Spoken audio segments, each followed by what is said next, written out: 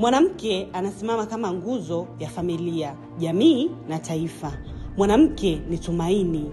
Katika kila hatua, mwanamke anajenga, anapigania na anafanikiwa.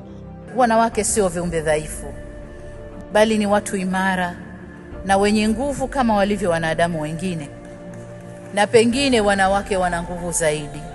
Kwa umoja, wanawake wanaweza kushinda kila changamoto. Uongozi wa mwanamke ni nguzo ya mafanikio. Yeye ni mabadiliko tunayohitaji. Hakuna kazi ya jinsia fulani. Kazi yoyote inahitaji weledi, uthubutu, uwajibikaji na kujituma. Ni wakati wetu sasa. Hii ni safari ya mwanamke. Tutaungana, tutapambana na kuhakikisha tunafika pamoja. Samia 2025, tunasimama pamoja, tutashinda pamoja.